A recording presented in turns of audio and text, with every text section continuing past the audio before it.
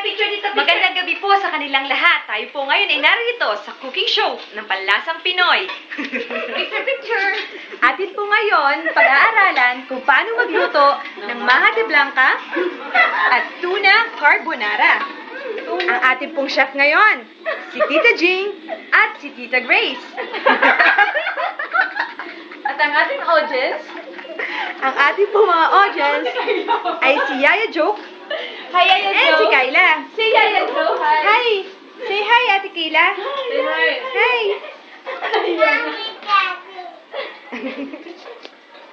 Ngayon po, ano pong makikita natin? Hinahalo natin ang dalawang lata ng Coconut milk. coconut milk. At kung makikita naman po natin dito sa carbonara at tuna, ay ginisa ang sibuyas at bawang kasama na ang tuna. Ito lang po yung makikita natin sa dilata. Kung pwede niyo pong gamitin ay, anong brand ang ginamit mo? San Mariano. San Marino pala. San Marino. Maari po San Marino. Maari din Century Tuna. Depende po kung ano yung sale sa grocery nyo. Hintayin lang po natin hanggang siya ay maluto. Sa carbonara tuna, atin po nilagyan ng gatas. Ang gamit po natin ay full milk, cream full milk.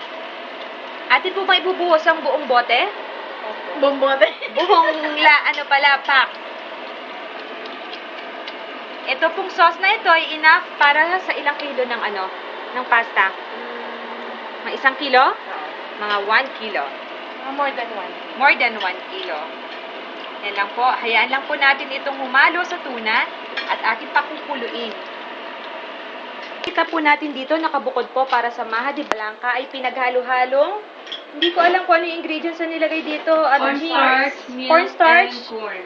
Hindi, yung cornstarch ito pa lang, di ba? Evaporated milk? Yung nandito na. Cornstarch. Meron na yan. Meron ng cornstarch. Kulang lang siya ng half. May cornstarch na, may evap. Tsaka Tapos, sweet corn.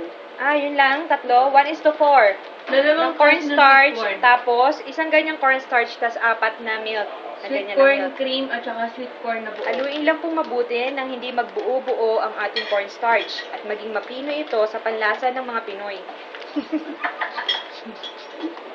Marami pang cornstarch sa next na luto. 1.5 ang lalagay, Ate Janet. Oo, kasi dinagdagan Gusto ko siya yan, ng fresh Mama. milk. May fresh milk din siya. Para mas masarap. Wow. Hindi lang, konti lang. Kung makikita po natin, purong milk po ang nilagay natin. Kung ito po ay sa inyong sa karinderya, Tubig lang ilalagay. tubig lang ilalagay. Pero, Isang lata, tapos puro na tubig. Tama. Parang paste. pero dahil po ito yung special na karawan ng ating kapatid na si Grace, ito po ay puro gatas. May sasabihin ka, Yaya Joke? Parang may gusto kang sabihin. Sige na, ilabas mo na yung saloobin mo. Lalagyan din siya ng condensed? Ilang condensed? Kasya pa ba dyan sa lalagyan? May din. Nestle cream. Saan yan? Sa Sa carbonara. Wala na pala. Condensed milk na lang.